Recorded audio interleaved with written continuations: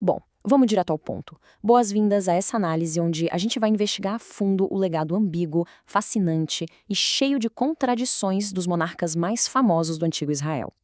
E olha, essa não é só uma historinha antiga tirada de textos sagrados, não.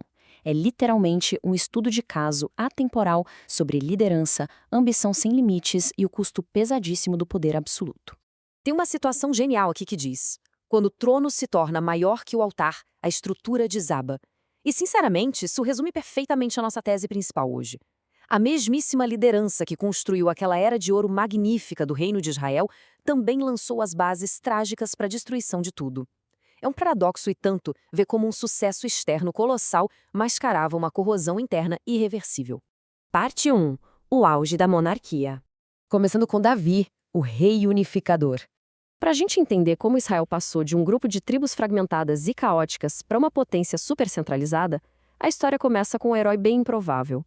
Um jovem pastor esquecido que possuía a bravura e a devoção necessárias para unir uma nação quebrada. E a genialidade tática dele foi brilhante.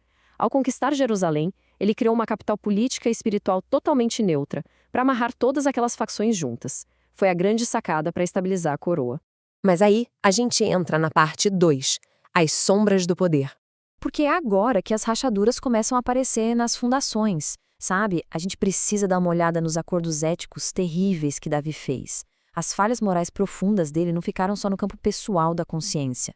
Elas fraturaram a própria família e geraram revoltas superviolentas. Tudo isso culminou em tragédias como o assassinato de Anon e aquela guerra civil sangrenta liderada por Absalão. Isso prova que por trás da fachada unificada, aquele reino era, na verdade, um barril de pólvora. 70 mil! Pensa bem, é praticamente um estádio de futebol lotado de vidas perdidas. E por quê? Por causa de uma praga desencadeada diretamente pelo censo militar que Davi promoveu. Isso mostra uma mudança sutil, mas muito perigosa. A coroa parou de confiar na providência divina e passou a confiar na máquina do Estado e no poderio militar. A arrogância do poder sempre cobra uma conta alta. E além da força militar, teve a jogada da religião.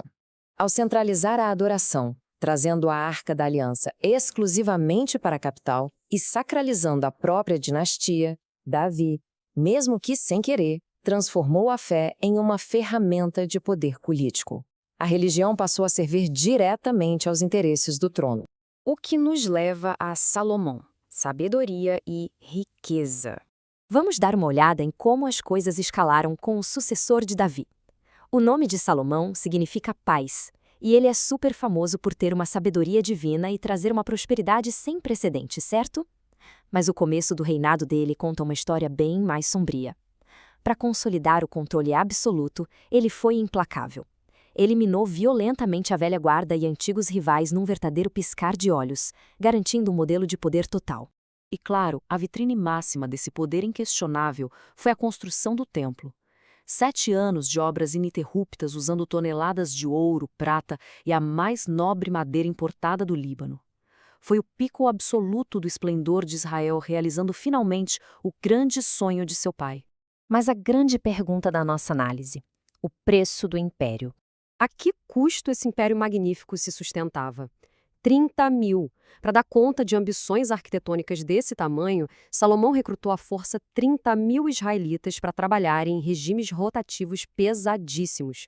O próprio povo que tinha sido liberto no passado agora estava sendo esmagado pela máquina do seu próprio Estado.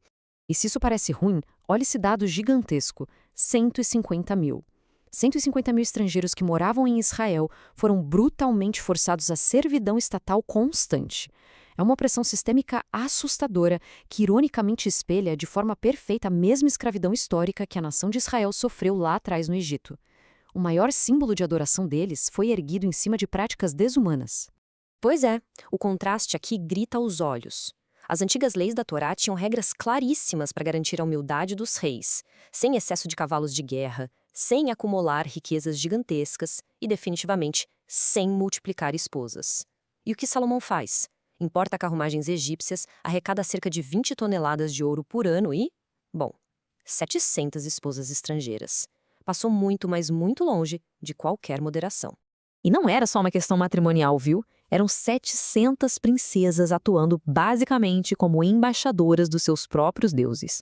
Consequência disso, dezenas de altares para divindades estrangeiras construídos bem ali, do lado do grande templo. O politeísmo e a idolatria viraram uma política oficial patrocinada pelo Estado. A base cultural e moral simplesmente apodreceu de dentro para fora. E o resultado disso? O colapso do reino. Toda essa podridão sistêmica, toda essa exploração, transformou o império numa panela de pressão. O ponto de ruptura era inevitável. Logo depois da morte de Salomão, o povo implorou por alívio dos impostos e do trabalho forçado. O herdeiro dele, Roboão, com um orgulho cego, se recusou a aliviar a barra. Na mesma hora, 10 tribos se rebelaram. Aquele império, antes inquebrável, se estilhaçou para sempre. Para fecharmos esta nossa exploração de hoje, fica a pergunta: será que o sucesso externo consegue sobreviver a uma corrupção interna? Esse é um alerta profundo sobre os perigos absurdos da ambição ilimitada. Fica evidente que quando os líderes sacrificam a fidelidade aos seus princípios por uma mera exibição de poder terreno, o colapso do seu império não é uma questão de se, mas apenas de quando. E aí, faz a gente pensar sobre o nosso próprio mundo hoje, não é mesmo?